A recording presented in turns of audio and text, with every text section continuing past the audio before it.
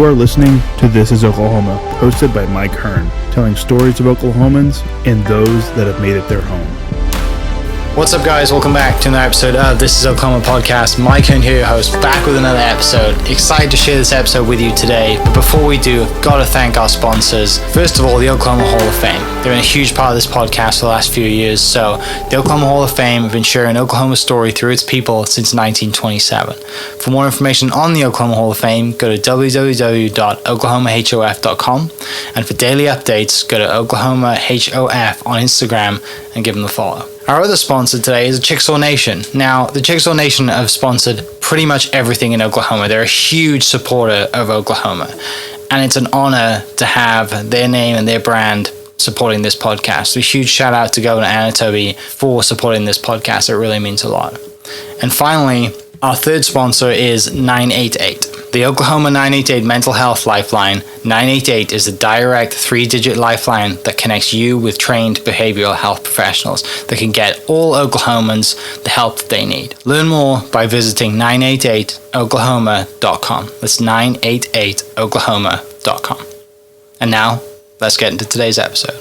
What's up, guys? Welcome back to another episode of This is Oklahoma. Mike Hearn here, your host, back with another episode down at the Oklahoma Hall of Fame today to talk a little bit of golf. I'm so excited. I don't get to do this very often, but my guest today is Kendall Dye, who played golf at OU, but is now Executive Director of Golf Fore Africa, which they're having an event probably in about a month by the time this goes out, October 16th and 17th. All the links to that will be in the description below. And for the next hour or so, we're going to hear all about Kendall's love of golf and now passion for raising money for Africa and kids in golf in Africa. So thank you so much for coming down. Thank you for having me. Appreciate it. Yeah, I'm super excited to dive in. I may have had 2 or 3 female golfers on in the past. Also, I think coming soon, Maya Stark is coming on the podcast. Nice. Which I'm thrilled at. She's absolutely crushing it at the moment. But she was an OSU player and you're an OU player. Yeah, that's okay. I just recently saw her at the Will Rogers Airport, actually. I thought she was still a student athlete at OSU. She looked so young, and we all had canceled flights, so none of us were in good moods. That's awesome.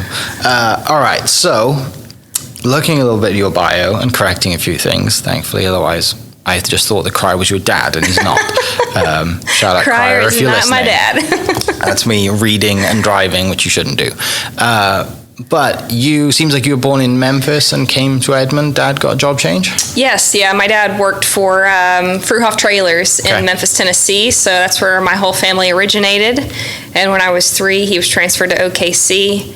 And so we moved to Oklahoma in February of 90, and we cried the whole way down I-40. Oklahoma's not the prettiest state in February. We thought we were going right back. But little did we know that, of course, we fell in love with Oklahoma and Oklahomans, and couldn't imagine ever living back in Memphis now. Yeah, I've been to Memphis once and had great barbecue, went to Elvis's Graceland, and then came home. Now I'm all about the Gus's fried chicken, but Gus's fried. Oh yeah. It's way better than any barbecue. Gus's fried chicken. We went to that famous barbecue place that everybody goes to. That's kind of in a. There's a million. Yeah, Rendezvous. Exactly. Yeah, but it was good. And then so one thing people don't really know is a town near where I grew up has like Europe's biggest Elvis festival. Oh wow. So it was interesting to see that. The passion, where that passion comes from, right? And go to like the whole Elvis thing. But coming here when you were 3, then you really didn't know much about Memphis growing up, but for the first 3 years. But obviously you grew up in Edmond, so most of it's been Oklahoma. Right, yeah. I call myself a mutt for how I sound because my parents lived in Memphis and all my family members, for 35 years. My dad still does go back every single year to Marshall and the FedEx St. Jude, so he's probably a 40-year volunteer. Hole 3T, he holds that hush y'all sign. But a lot of, family has passed away over the years. So yeah, I call myself an Oklahoman. Yeah. I can't say sooner born, sooner bred, but sooner bred for sure. Yeah. Same as me. We're transplants, right? Yeah. So when's the golf thing coming? Is Dad a golfer growing up? You mentioned you have a brother before we started recording. Was it just around the house? Well, honestly, I would owe it to Oklahoma that we're golfers, because Memphis is not really a golf mecca like the state of Oklahoma is. And so when we moved to Oklahoma, my dad's business partner was a golfer, said you need to do this, and you need to buy some OU football tickets. So he joined Twin Hills first before I ever even thought about playing golf. I would just kind of mess around the neighborhood with my brother Adam, who's 2 years older, and then once my dad and my brother started leaving me with Mom on Sunday afternoons after church, I didn't want that. I wanted to be wherever they were. Yeah. And so it basically started out with me driving the golf cart. As soon as we were away from hole 1T, my dad would let me drive, and that's all I ever wanted to do. And I just remember growing up, we actually then moved memberships to the Greens Country Club in '95. And that's my first golf memory, is nothing about Twin Hills, but of the Greens and Brent Cryer and all those crazy pros that I just still love to this day. And so he would just giggle at me because I would, get up there and hit it 100 yards down the fairway and make putts, and I didn't know what I was doing. I had no scar tissue. Yes. And whatever my brother was doing, I wanted to do and do it better. And honestly, just mirroring my brother, I don't really remember ever going to golf lessons or golf camps. It was just mimicking whatever my brother was doing. And so that's kind of the early stages of our golf life. Yeah. So at this point then, you're just out there having fun with family, wanting to be better than your brother. And are you like every other kid? Are you doing a bunch of different sports growing up? Like for me, when I got into them, I was like you, right? Granddad gives you a golf club, kind of the same story. You go out with dad and family. But there was a defining moment for me when I was like 12, where I was like, okay, golf is my thing. Yeah. Did you have that kind of moment over all the other sports? Yeah. So Santa brought us, a golf bag and a couple clubs. I think I was 5.5 or 6, and yes, my brother and I are both left-handed. Me left-handed in sports, and Adam is left for everything. And my father said in the mid-90s, suck it up, we're not finding left-handed kid clubs, you're playing right-handed, just out of laziness probably, or he doesn't want to worry with weird kids playing left-handed. And so that's how he did it. And I probably played my first golf tournament when I was 8, give or take, like the 3-hole club championship at the Greens. Shot a 13, I remember that. And of course I was always around just a bunch of boys. But I played basketball, AAU basketball, competitive softball. I was a fast pitch lefty pitcher. And so those same group of girls, we would just play whatever sport it was throughout the whole year. And it was such a fun childhood to be able to do that. And then we all ended up getting scholarships for different sports. Oklahoma State softball catcher Sam Heinlein, Mindy Crayball, Denny Crayball's daughter at Oklahoma City University.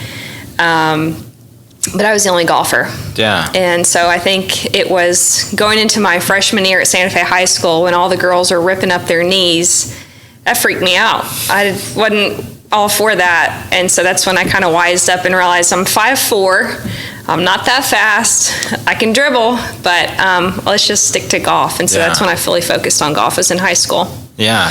It makes sense that, you being a righty now, playing golf right-handed, your brother being a lefty, you could just stand opposite him and mirror his swing. Well, we both were forced to go right-handed. Oh, you both? Yeah. Oh. Yeah, my dad said, suck it up. Nice. Thanks, So Dad. it's kind of like the Phil Mickelson thing. Like we had a strong left side. Okay.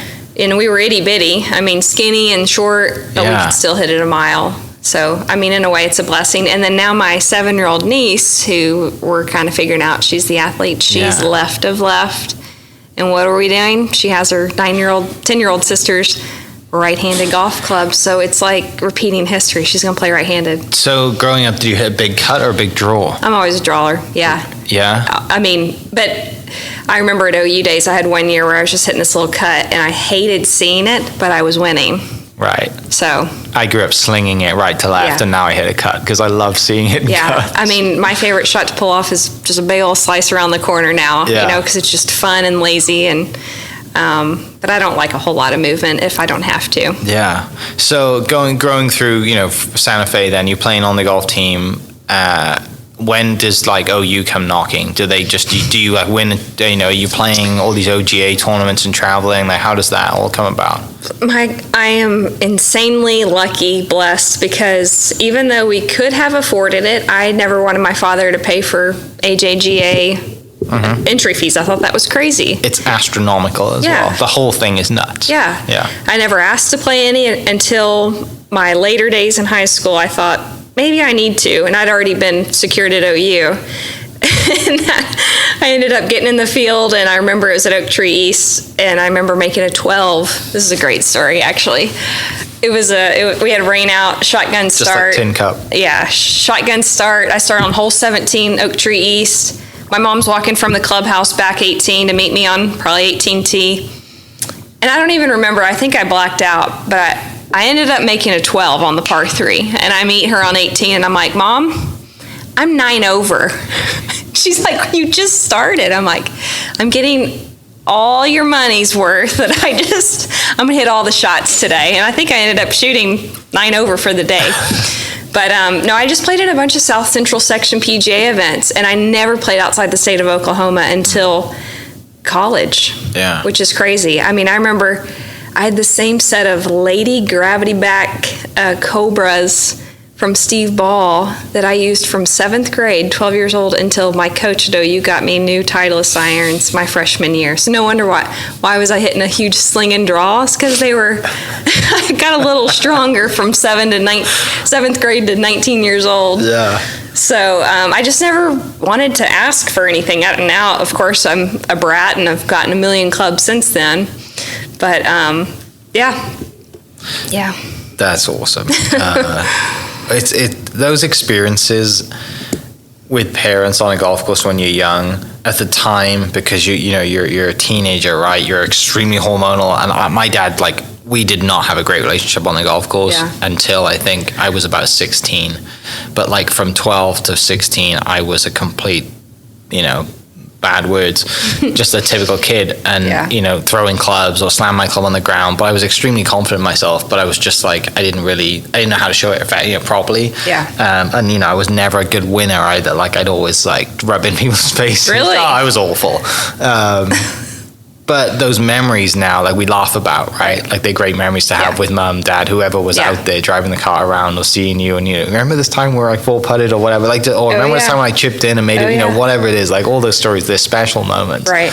Well, I remember, like, at the greens, my mom would just drop my brother and I off and leave us for the day. And I'd call crying, Adam's throwing clubs in the trees, or, he's doing something crazy. Come get me. But we knew better because we wanted to be out there, not to, do that too often. Yeah. So then OU comes. So OU, I got super lucky. I remember later in my high school days, my good friend, Lucy Nunn, who was being recruited by OU. So Carol Ludvigson comes down and is watching Lucy, and I happen to be in the same group. And I mean, Lucy and I have known each other since we were 8. And she's like, I'm not going to OU. I'm going to Arkansas. Do you want the spot? I'll tell them that you want the spot. And they don't know me from Adam. Like, I'm up in Edmond, 35 minutes away, but they don't know who I am. Yeah. So I basically call them up and say, can I come for a visit? And I just got insanely fortunate that Lucy, went on to Arkansas. It worked out beautifully. She was Stacey Lewis's roommate and teammate and had a great career. Now I was coaching at Mississippi, Southern Miss. And so then I ended up getting a full ride. And of course, OU is my biggest love and passion. And I'm so grateful that when we moved here in 90, that my dad's business partner was an OU alum and donor. And so he, in my personal opinion, That's let us. That's how he guided you to the red instead of the orange. Yeah, exactly. Yeah. So what is that moment then? So when you get to college, was it overwhelming? Like, how was that experience when you get there, if you probably weren't planning that much? I mean, you said you had already kind of headed that way, right? Like, if it's in the family, I want to go to OU. Mm-hmm. But what is it actually like when you get there and they say, hey, you're on the golf team now, and you're a university Division I athlete? Yeah, dream come true. I mean, when I went to go get my books, it's all wrapped up for me and ready to go. I mean, just things that were, Christmas in August, when you go to the locker room and you've got all your swag, and I got gifted brand new golf clubs. I think I probably cried, because I hadn't had clubs in forever. And our first event was up in Madison, Wisconsin, and the airlines lose our clubs, which was new for me. That was kind of exciting. I remember my freshman fall year, we play out in Vegas, and I think I shoot, 74, 74, 74, thinking, okay, that was pretty good, Oklahoma mindset. And we got shellacked by UCLA. Okay, this is college golf. But a dream come true to be able to say, a little girl dream, I want to go to OU, I want to play for OU. And for it to happen and to have a free education and for the community and the alumni and the donor base. I mean, I still can't believe that I was able to play at OU and still able to go to the games and be a part of the teams and both men and women and support their programs in any way possible. Yeah. Member of Jimmy Austin. I moved back here in 2020 after being away for 10 years playing professionally. But it's just, I love Oklahomans, but it's nice to go down there and be with my Sooner family. Yeah, just college golf in general, right? It's a special place to be. It's a special bond with players, both guys and girls on the team. And, you got those memories now for a lifetime, and you got those friends for a lifetime. Yeah. My teammates, I didn't join a sorority, so those teammates of mine were my sisters and still are to this day. And now they're all married and having babies and stuff. And even though we don't see each other as often, a lot of them moved back home or wherever. When we do get together for a football game or whatnot or a wedding, it's just like we haven't missed a beat. Yeah. And those 4 years were easily the best 4 years of our lives. We had so much fun, and got to travel the country with them, go to Hawaii, go to Puerto Rico. I say I have kind of a mush brain with a memory, but there are a lot of memories with those girls playing a lot of golf. Yeah. Who was on your team and who was on the guys' team during that time as well? So AK, Anthony Kim, was on the men's team. Yeah. We had a lot of good times in Charleston dinners together, and he took me under his wing quickly. Good putting contests and stuff like that, or playing in a sevensome at Jimmy Austin and getting in trouble our freshman year by doing that. Kelly Jacks, she played a little bit on tour. She was on the Big Break Golf Channel. We had, so Carol Ludvigsen was our head coach, and she was there for 25 years, and now she's in the athletic department.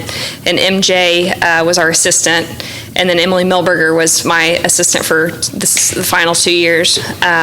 Chelsea Collins, Brooke Collins, sisters from Colorado. Ryan Elmer, she played for McGinnis. She's an eye doctor now in Oklahoma City. But we had, I would say, we underachieved, truly. Yeah. And I was able to go to nationals my senior year. I was able to go to regionals and nationals individually my senior year, which was the best that we did in my 4 years. Won the home tournament at Jimmy Austin that they now have at Belmar. But I just kept getting better and better and better. And in my own head, I thought I really would like to, try professionally, but I never really verbally said it out loud in case I put it out there and I failed. And so, that's kind of where things led. I just progressively got a little bit better with more experience, and Carol, poured herself into me, and Brent Cryer at the greens, who I would, go and still see back in OKC for lessons. That's kind of the development of the golf. A few things in there. What's your best AK story? That I'm allowed to tell. Yes, you can tell me plenty after we start recording, but... Well, let's see. AK, we did have a 27-hole putt, and this would probably be a little bit, we might have to edit this one out, but we had a 27-hole putting contest at our facility, and I remember, what were we gambling for? I really wanted my roommate and teammate's 2-ball putter, and AK had, relationships with every club company. Yeah. And so Kelly's like, I want $20. I said, well, I want this putter. And so we ended up beating him and his buddy in this putting contest, and he was good on his word. The next week at my locker was a 2-ball center shafted, Brilliant. Yeah, filled up putter that I still have today. I was actually looking at it last night. So we did play in a sevensome my freshman year, and everyone but me got in trouble for that one because I was the freshman. I didn't know any better. I didn't know we couldn't play 7. Just following the lead. Yeah. We would always go to Charleston's on whatever the special night was for the Hawaiian ribeye. He would always take me out there. Mm-hmm. And then even after college, when he was playing at Southern Hills in the PGA, he let me come up there with him and ride along with him and be inside the ropes with him. He was awesome. just such a good, solid friend. And I think he trusted me as well. And I learned a lot from him. I've never seen anybody hit the ball as good as him. And that's, what everyone says. I mean, he would have triple extra stiff shafts, and I couldn't even get it, 2 feet off the ground, and he's just piping it out there. He liked to bend the rules a little bit, like no parking in this certain area at the facility, or no dogs allowed, or you need to be dressed appropriately. He would have his dogs out there and park where the coaches were and stuff like that. But, AK's AK, and everybody loved him. It was good to be around him and just watch him. Yeah, I mean, we always hear stories, right? But you never hear them from someone like yourself who was there every day and saw him and saw his brilliance. And it is sad that he is not didn't continue playing, or it's sad his wrist for us. injury. It is. That's what I mean. Like, it's not sad for him. He's doing just fine. Yeah. But like, it is sad that we didn't get to see. Yeah, we were robbed. Yeah, because I remember watching the Ryder Cup, and he's gone out and destroyed Sergio. And he's out there with this massive belt buckle, and he's fist pumping like Tiger would, or he's shouting, yelling. I'm like, this is everything I hate about American golf when they're playing well. But it's Ryder Cup, so it's like your equivalent of Ian Poulter, and I get it. But at the same time, I appreciate like his brilliance. Yeah, he was ahead of his time. Where do you think he'd be today? Exactly. Would he be on the Live Tour? Probably so. Yeah, he would have cashed in for sure. He'd have been the lead dog on that. Oh, that'd be so funny. That's a great point. The other thing you mentioned is you won in college. I did.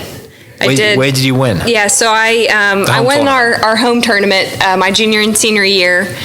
You went back to back?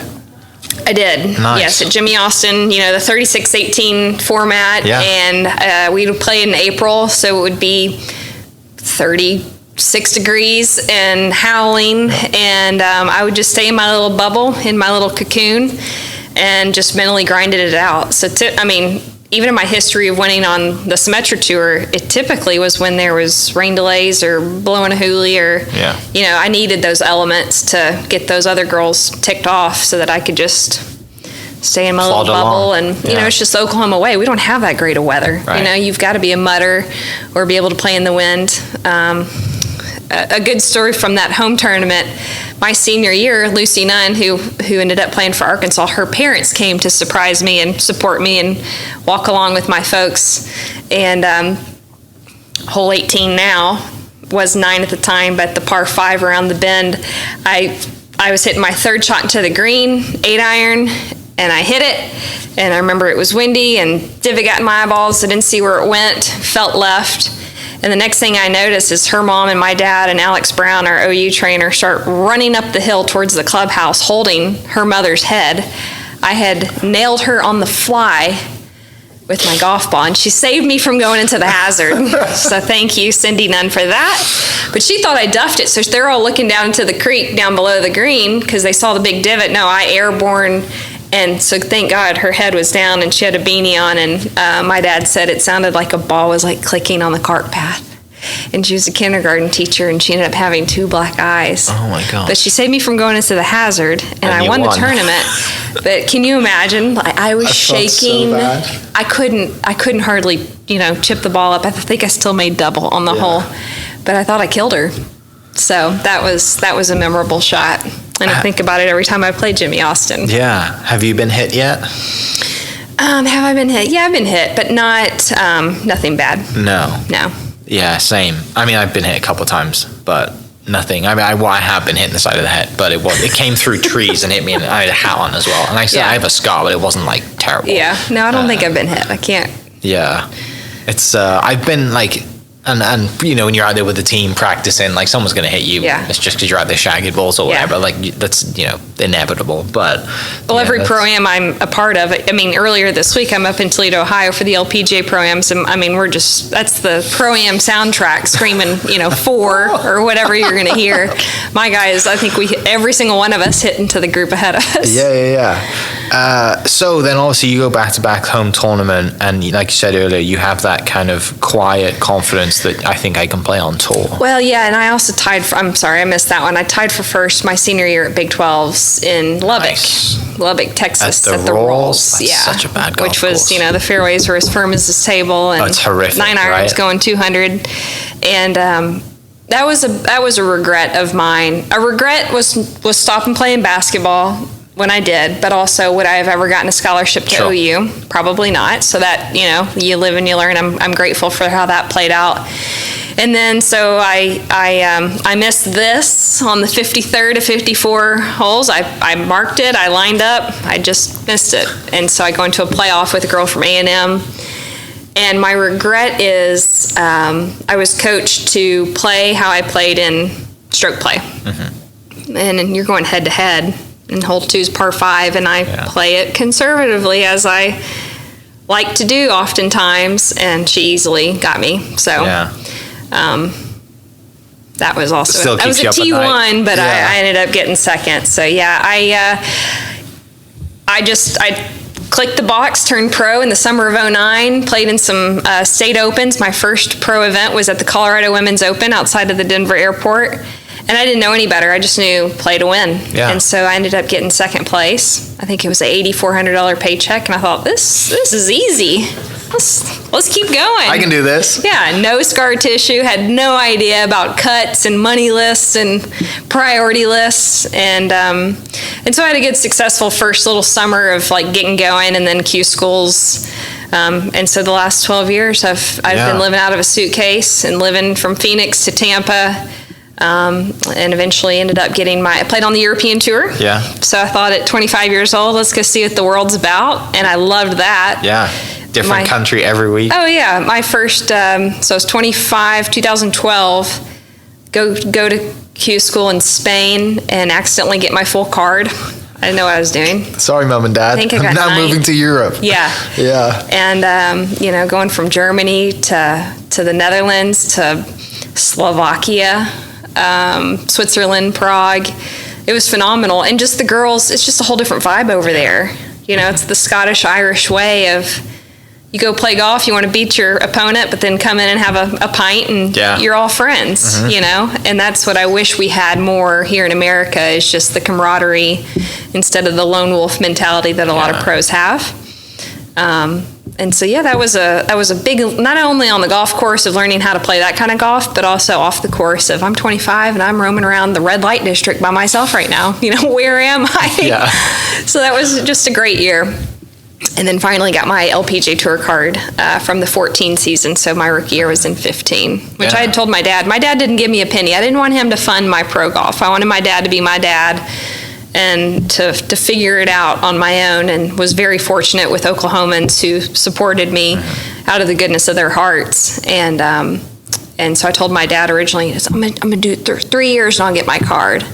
Well, sometimes things don't go that way. And so it took me five full seasons to get it done. Yeah. But you have all that experience from traveling, from going to Europe, from meeting, so many friends, and that's the beauty of it, right? Is like, look, I'm working here, but I'm also in a different country every week. And if that mind switch is if you don't see it as a burden to be in a different country every week, then you can really enjoy yourself. Yeah, and the girls are super kind, you know. They're like, you don't need to go lay over in Warsaw. That doesn't make any sense. I'm like, just tell me what to do, tell me where to stay. And it is pretty funny because even as, leaving high school, Lucy, I ponied off of, okay, now what am I doing? Like, what's the appropriate steps? And then turning pro, what are the appropriate steps?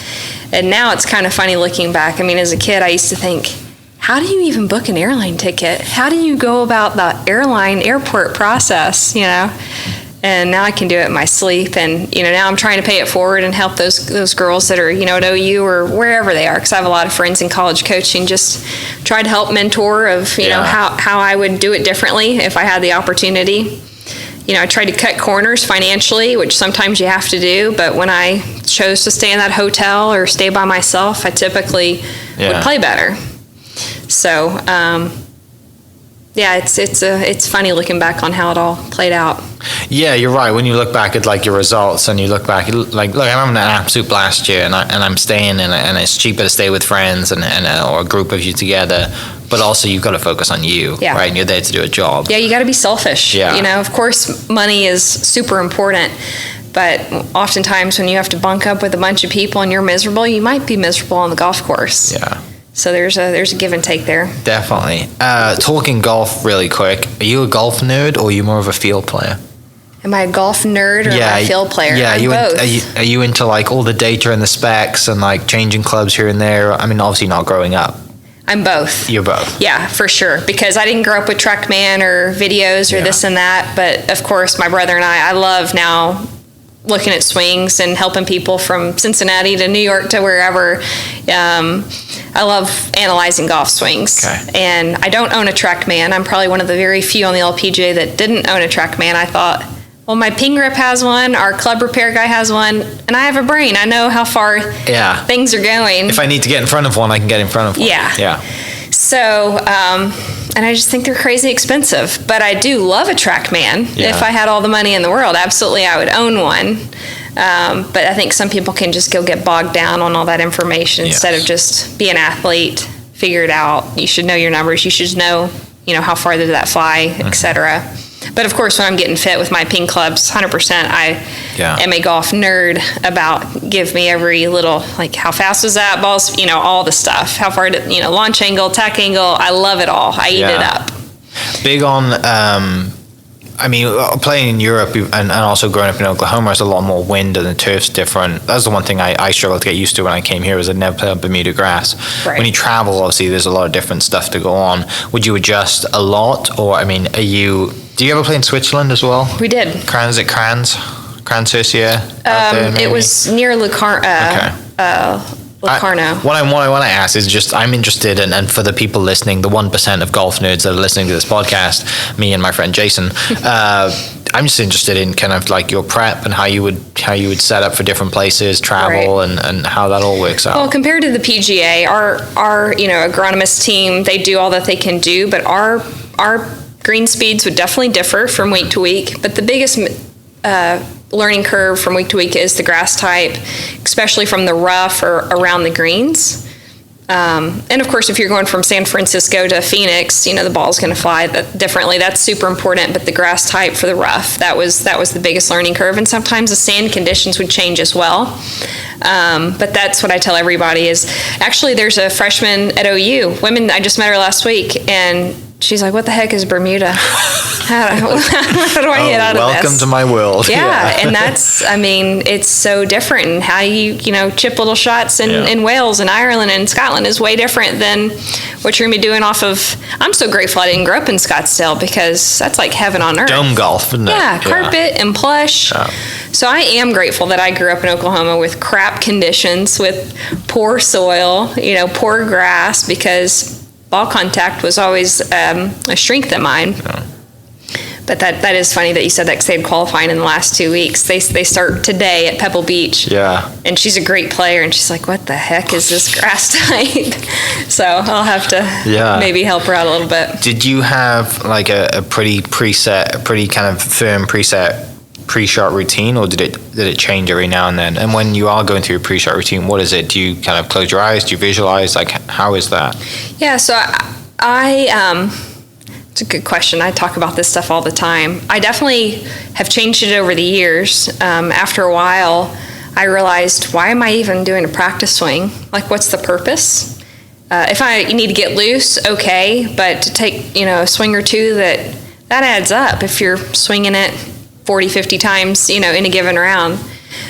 So now I don't do a practice swing, and that freaks people out. I'll get behind the ball, I'll plan it out, but I'm very much an athletic type mindset of, your gut reaction is probably correct. I always believe in getting back behind the ball, planning out the situation. And I do, in the last few years, have been differing with my pre-shot for putting.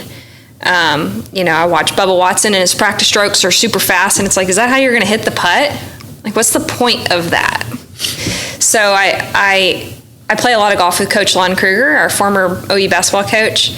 And so one day he and I were playing last summer, and I just got in there and went. Look at the hole, come back, and go. And so we call that like my jump shot routine, because a lot of times, I relate a lot of it back to basketball, of a free throw. If that guy is just piddling over the line, you have way more time to go negative or technical instead of just get in there and go. And a lot of these kids, these modern day players I see, and if they break their routine, all's going to go negative. Well, not necessarily. Normally, when you're trying to beat the sunset or the rain, your gut reaction is typically correct, and you're just free of thought and and fear. So I love all that stuff. I've had a sports psychologist at OU, and then also as a professional, Debbie Cruz out of Mesa, Arizona. And I love all that stuff. It's really fun. It's interesting you say dropping the practice swings is something I've recently adopted in the last month or so, because... Yeah, you're only getting older. I mean, you got to maintain your energy. Yeah, and like... But also, I get so in my own head a lot. Yeah. And I'm standing over the ball, or like, I'm standing behind the ball, and like, and this is going way down the rabbit hole, but I'm like talking to myself in my head. I'm like, if you do 3 practice swings on this, like you'll hit it down the middle. Like, it's dangerous. Yikes. So I was just like, stand behind the ball, close my eyes, count to 3, visualize where I'm going to hit. 1, 2, 3, go. Yeah. And then I step into it and I hit it. Yeah. And I've done the same with putting. Like, other than lag putting, I don't do any putting practice strokes. Like, and it's working tremendously. Yeah. And I mean, obviously there are times where I like fall down the rabbit hole again, but like... Well, it's so comical. Next time you play with an AM and you watch them do their practice strokes, see if they're actually ever looking at the hole. They're not. They're looking down at what they're doing. Right. And how is that helping the next putt? It's not. It's not. Golf's such a minefield. Oh, I love We're it. nerds. We are nerds. I am such a nerd. Do you have any superstitions when you played golf? Superstitions. In college, I loved playing with yellow golf tees. And so the Baylor Bear women's golf team, they were like our sisters. Like our coaches got along. We loved those girls on the team. So the coach would always send me a box of Baylor Bear yellow golf teams, and I would play them. I've always marked my golf ball the same way that I copied another thing off my brother when he was little, and I'm sure he marks his ball 50 other ways now, but it's just I would copy him, so it's a little dot above like the last T in Titleist. Mm-hmm. Yeah, I mean, we all have superstitions. The same ball marker over and over. It used to be a Shinnecock ball marker, my favorite course. And right now it's, I got an OU ball marker that makes me think of Joe C. actually every time I putt, because it has his little fedora hat on the ball marker. He has no idea about that. Oh yeah, we're all Fruit Loops about stuff. Like with me, like it depends. I have certain ball markers in my bag that I like. I need to throw them out because I don't use them. Yep. It's usually a quarter, and I have to mark it with the head facing me. The Titleist Pro V1 has to face me when I'm putting, or else if it faces that way out, then I'm going to miss the putt. I mean, we could talk for hours about how we are nutcases who play golf, because it's just. Or if a caddy puts my clubs in the wrong area, it's like, no, it's not that hard to just put it right back where it belongs. It's like, I'm not a doctor, but put the utensils back where they belong. Not that hard. Do you have some characters as caddies over the years? Oh yeah. Any family caddies, or did you always keep that? My brother separate? caddied for me in my final event last fall in Northwest Arkansas. I didn't tell anybody that I was going to retire, and I just thought that would be a nice way of going out. And it was still kind of COVID situations where we could like online book our practice rounds, and so I booked with Lexi Thompson just because I thought he would get a thrill out of that. And I've never seen anyone love a Tuesday practice round more than my brother. He was so geeked up. I've had I had a handful of the same caddies that I would use over the last 12 years. One of the requirements that I always love having a caddy, of course, that I enjoy the interaction and the chit chat, but just a poker face. Whether I'm 8 under or 8 over, you're the same dude no matter what, or lady. I wouldn't want someone to get too hyped up or too ticked off at me, because I'm already whatever that is. So I always say a poker face is always, and a good green reader from time to time. Benito is one of my best green readers. He's from Mexico, chain smoking Benito, that I just love him to death. And I would literally mark my ball, and I would stand at the side and wait till he told me where to putt it. And I led the Symetra Tour in birdies, I think 199 and 14. We never won together, but I think we had 8 top 10s. And so I got my card because of Benito. Wow. I was just a robot. The caddy scene is just, it's such an eclectic group of human beings, right? Like, yeah, and that's another thing that I try to tell the young girls to, reach out to all of us if there's a guy that, tells her that he's the world, and, because there's a lot of a lot guys that come out of the woodworks that don't know what the heck they're talking about, or charge astronomically. But Rick the Nerd, Louie, Billy Prentice, like I tend to go for some of those veteran caddies that just are so chill and have been around the block, because we're professionals. We don't necessarily need expertise on how to hit a golf shot, just more of a teammate out there and a cheerleader or a counselor. But when you can find a good one, you got to hold on to them.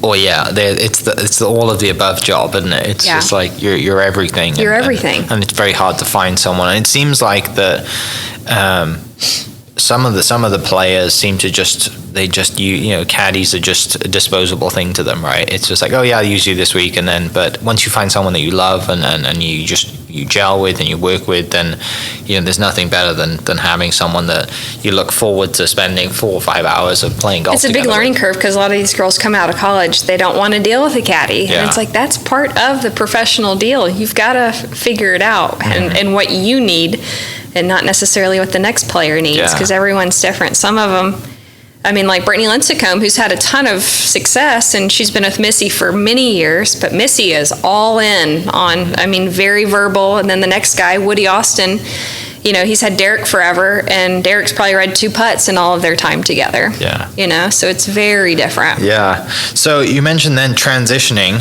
out of professional golf. How does that come around? You mentioned, you got a lot of friends that are coaches, and then also Golf Fore Africa. Like, how does that come around? Did you think, I'm going to go into coaching, or did you know that I'm going to go and be a part of this charity, and obviously now executive director of this charity that Betsy Kings set up? So how do we transition into that? Well, just my backstory with Golf Fore Africa. I met Betsy when I was living in Phoenix, my rookie year on tour, and knew about her foundation, knew from the pros' point of view that she hosted high-end events and that she would take players to Africa to see the work. And so after playing 18 holes with her, I just fully committed I can raise money for a well, $15,000.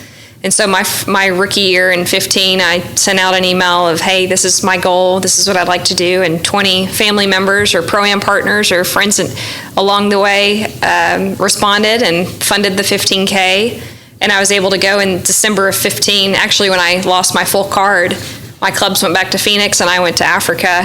And by going over there and seeing the work, you can't be changed.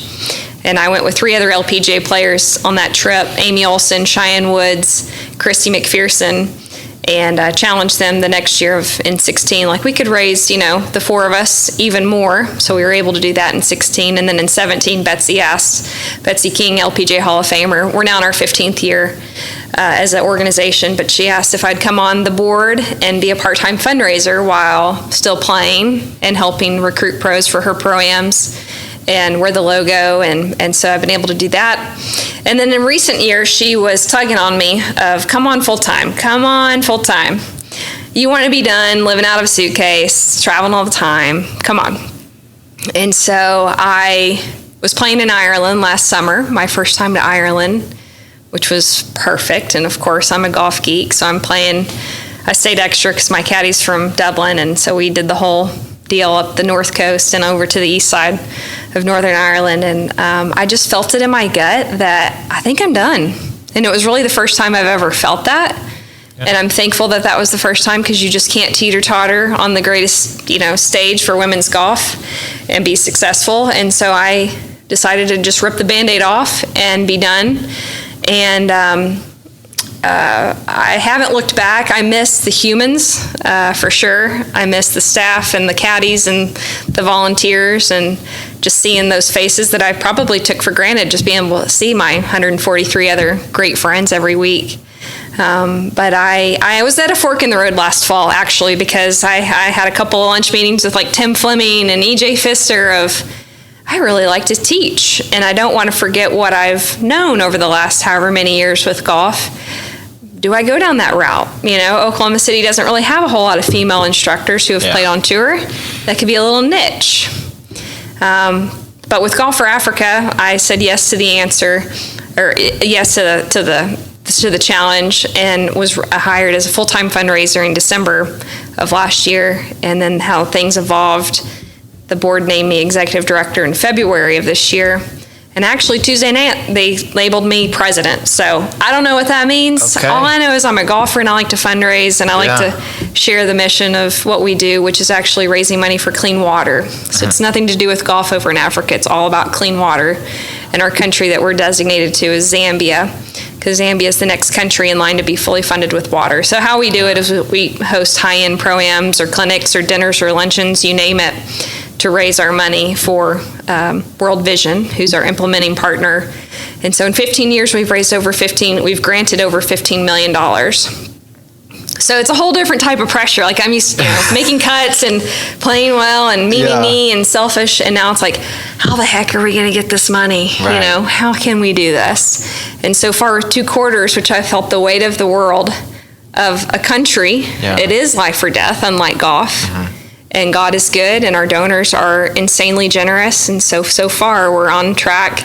And this golfer is trying to figure it out quickly because, I've learned a lot about golf, but not so much about how to run an organization. And it's been a very hard challenge, but it is so rewarding. Knowing that, and we were able to go 2 weeks ago and see the work, take 10 donors over there. Nobody got sick. It was a perfect trip. And I'll be taking another group in December as well. That's awesome. Yeah. So this event then that's coming up October 16th and 17th, is that the first time you've had an event in Oklahoma City? Yes. Okay. The idea started off as a clinic because Oklahoma is a golf state. You know, the party in Tulsa this year, everyone is the talk of the state. And so there's no reason why Oklahoma couldn't get a LPGA event in the future. We used to have one in Tulsa, and I would dream. Betsy King dreams of having an LPGA event that would benefit women and girls. And I called her up a month ago and said, is your vision Phoenix, Scottsdale, or could it eventually be in Oklahoma? And she goes, I don't care where it is. That would just be the dream. And so this has evolved into an LPGA Celebrity Pro-Am October 16th and 17th at OKC Golf and Country Club, which is a dream because, it's hard to get on that course. And the board approved us and Scott Verplank to have our event there. And so I'm super excited to be bringing my LPGA friends and our mission and just kind of combining our community because I know Oklahoma is generous and they love their golf. And so there's definitely teams and dinner spots and sponsorships all still available. We're going to have Julie Inkster, Laura Davies, Amy Olson, who wears our hat and bag on tour, who's a great ambassador for us. Julie Inkster also has been to Africa with us.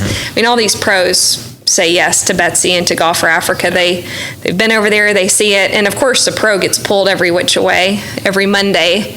And for them to even also donate back to us, means the world. So we got Coach Bob Stoops coming, little Joe Washington, Curtis Lofton. I had to focus on some Oklahoma State people. So we have the softball coach, Coach Kenny, who's been awesome. He's actually a Sooner baseball pitcher, so he's really a Sooner at heart. So I'm super excited to just bring it all together. We're going to have a Sunday night dinner with an auction and a pro Q&A and music, dinner, drinks, and then we'll have the 18-hole Pro-Am on Monday where each team gets to play 9 with the pro and 9 with the celeb. That's going to be a lot of fun. Yeah, it should be. Hopefully the weather will be perfect. There's nothing better than playing full golf out at Oklahoma City Golf and Country Club. I know they've cut down 1 million trees and the ice storm ruined 1 million trees, and I'm kind of the fairways are probably the best fairways in the state. But they're so good at the moment. I played State Am out there about a month ago. And I was just like, I worked out there in college, so I just love being out there. And, it's just, I wish it had the infrastructure to hold bigger events. Right. It just doesn't. Well, and the word on the street is they would desire a female USGA event or an LPGA event. It's perfect for that. I'm just super grateful that they said yes to us. They opened the doors. I know that Oklahomans, a lot of them haven't had the opportunity to play there. But I've played there this summer, and looking at the fairways, I'm like, I could eat my dinner just right on these fairways. They're so good. What I love of what they've done with, and I'm sure you played it before they renovated it too, so I love that, even though most people don't walk the golf course, the way that they've kind of shaved fringe into tee box. My favorite look. It's just the greatest. Like walking off 16 to 17th tee box is, and it's the little things, and that's what makes us golf nerds. But it's the little things that I just love. So back to this golf tournament then. Hopefully the weather's great. I'll put the information for everyone in the description, so you can go check out that and also social media links through Instagram and all that kind of stuff as well. But what's like kind of for you, like after this golf tournament, this is not just what you do, right? You like you mentioned, you're now the president of the organization, so you've got so much stuff going on around the country and around the world for wells in Africa. Where do you see? I mean, what? And obviously you've been doing it for, it's been going for 15 years and you've been very involved, but, I'm just curious to see where you're kind of, where you're at right now with it. Like, what, do you just love it? Like, it's also your learning curve, and kind of, do you see this as, I want to be doing this for the rest of my life? Like, how do you see it? Yeah, I mean, never in a million years did I think Africa or water or nonprofit had anything to do with my story, but I believe God has better plans. It's comical to know, like, what? I'm doing this? I wanted to be broadcast journalism major at OU, or a golf coach, or just, I can't imagine like having to wear fancy clothes and high heels and like diddied up every day. That just doesn't really sound. Yeah. So however that looks, I am behind the computer a lot more than on the golf course. Thankfully my team's in Scottsdale, so I do have a 2-hour head start on them. So if I do go and need to get my golf in, it's 8 a.m. at Jimmy Austin and I'm done by brunch time, and they never know that I've been on the golf course. So that's the beautiful thing. But I actually haven't played in 2 months. With going to Africa and other life stuff and just priorities. So I did just play the last 3 days in Toledo, Ohio for some pro-ams. But yeah, so where we're going after OKC is I'm actually the Floridian down in Palm City, Florida. Oh, it sounds terrible. They said yes to us. That's awesome. To do a intimate stay and play. So 2-night, 2.5-day golf, 4 groups, That's 4 awesome. Pros. Mixing it up. Full? Do you fully booked? No, it's not full. Okay. I've got 1 team sold. I haven't even I'm not going to even publicly sell it. Yeah. And so people are flying in. It's a hard place to go to, isn't it? It's so terrible. Good down there. It's actually like I used to live in Tampa, and we would always have an annual Fig Jam, if you know what Fig Jam stands for. It would be like a kind of a pro-am stay-and-play situation where we can just let our hair down and be safe and have fun, and it's a lovely spot. So I've got that over Halloween. Amazing. And then I'm actually hosting some donor golf in... this is even worse. This is in like 2 weeks. We're going to go play Inkster's hosting at Pasatiempo. We're going to play Cypress Point. Have you ever heard of that place? Do you have any job applications? Can I sign up for this? And then Monterey Peninsula Country Club, both courses. Getting to take a couple donors out there. Amazing. And then going to do a Long Island, Hamptons, Shinnecock, National Golf Links, and probably a 3rd course at the end of September. Is Friars Head up that way? Yeah, we have a lot of donors at Friars. We had an event there. I've just seen photos, and it just looks like the best showers in the men's locker room. The owner let the girls come in and get. See, people. I'm glad you said that. People listening don't people who aren't golfers. There is a thing with showers in country clubs, right? Which was kind of bad because here we are trying to raise money for clean water in Africa. They have no water. Yeah. And here we are enjoying the showers. This massive shower head that's just dumping water on you, and it's nothing. It's the size of the water pipe that makes it, and the water pressure. Yeah. It's not like because you could have terrible water pressure and get this giant shower head. But that's hilarious that you said that. People listening be like, "What are you talking about shower heads for? Showers?" You would understand. Yeah. So that'll be the September golf, which benefits me because I love to play those places, but also get to gift our donors some really nice experiences.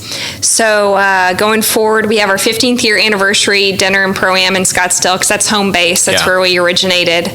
Scottsdale, Four Seasons, and Pinnacle Peak Country Club. They're in Scottsdale. That's where Betsy King's a member. So we're already sold out. Amazing. And that's December 4th and 5th. And we haven't even email blasted it. Yeah. So that's a blessing for sure. And then right after, I'm taking a group to Africa to show them the work and dedicate the wells and the mechanized systems and stuff like that. So going forward, we've got 1.5 million left on our pledge to World Vision, which we should be able to do this year, if not early next year.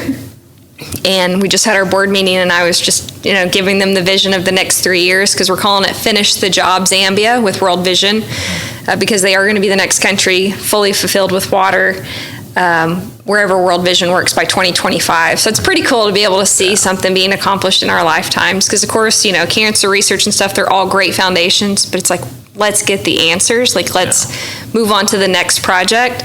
And so we're just super proud to be partnered with World Vision. They're the leading NGO when it comes to clean water in the world. They're in over 100 countries worldwide. But we love Zambia, the people of Zambia. It's a safe country. They're full of love, pure people, faithful people, and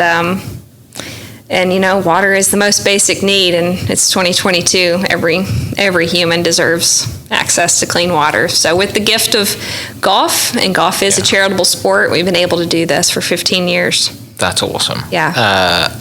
I clearly see the appeal to working for this organization. Outside of playing amazing golf courses with incredible people who are also now donors, like, that's just a small part of it, right? When you go to Africa and you experience that,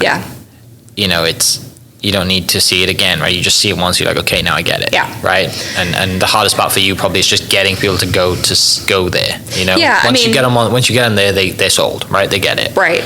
Whether they want to sign up to play in our golf event because they want to play Oklahoma City Golf and Country Club or Friars Head or wherever we have our events, that's fine. Mm-hmm. Sign up because of that reason. Or you want to go play with Julie Inkster, sign up because of that reason. Or you may fall in love with our mission, and maybe hopefully by the end of our event you do.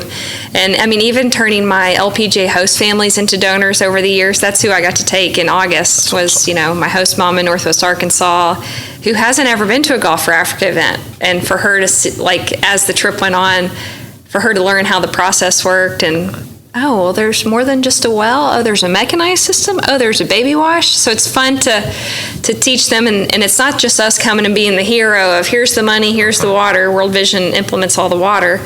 But all that they have to do as communities, they do it for themselves of learning the hygiene and sanitation part. They don't know. Mm-hmm. You got to use the restroom or wash your hands or keep your dishes clean and sanitize. So it's a beautiful partnership that, yes, we're blessed to be able to, give them the financial means, but they do it for themselves as well. So it's been fun, and people, think Africa is just so far-fetched, but I've been 3 times. I'll be going my 4th in December. It's only a 15-hour flight from Atlanta, 1 layover.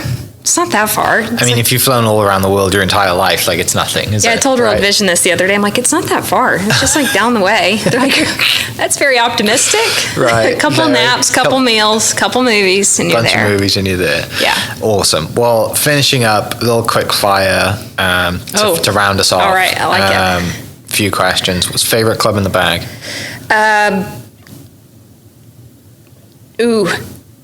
I'm going to say 5 hybrid. When I turned 34, I got a 5 hybrid. It's money. I like my driver too. Lowest round? 64. I've never touched 63. It's my chase. Hole-in-ones? 5. Wow. Any in Oklahoma?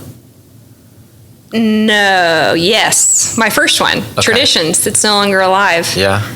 And then the rest the day that I committed OU, actually.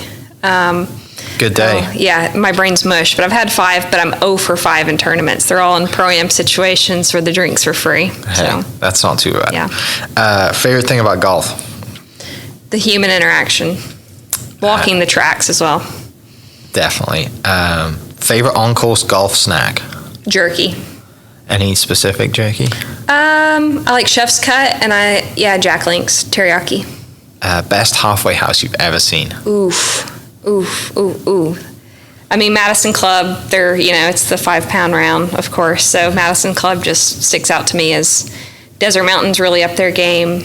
That's such a great question. There's so many. I've been a Golf Digest panelist since 2009, so that's my chase, is to play the top 100 that I can as a female. So I geek out about all that stuff. Well, now you can get on Pine Valley, so that has to be on the list. I did get to play there on an all-nighter, actually. Okay. My clubs never came. I had to pull an all-nighter to get there. But yeah, so I actually I'm owed a repeat round out there. What, do you play the par 3 course as well?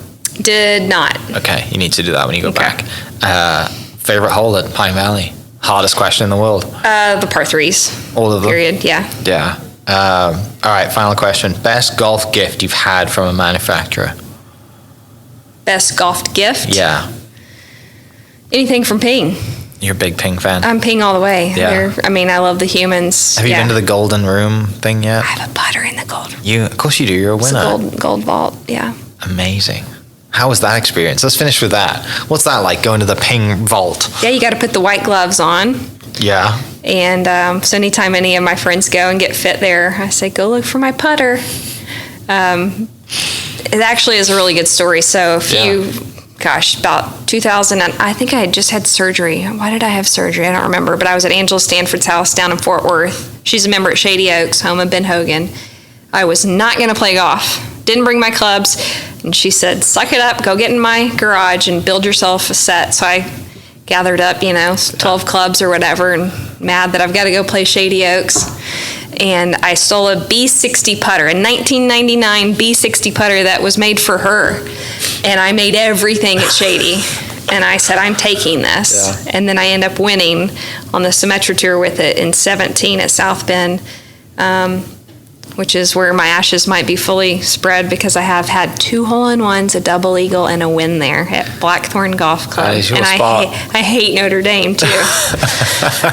And so that putter, even the rep goes, are you sure this is Stanford's putter? I said, it's her specs and everything. Put her in there. So it's awesome. That's awesome. It's awesome. What a great way to finish. Kendall, thank you so much for coming down. Love what you guys are doing. Excited to help anywhere I can. Thank you. Volunteer or whatever you need from me, I'm happy to help. And for people listening, I'll put all the links to social media pages, website, and maybe the link to the PDF that we can get as well for the sponsorship levels. October 16th and 17th, come on out to Oklahoma City Golf Country Club. You won't regret it. And we'll see you next episode. Cheers.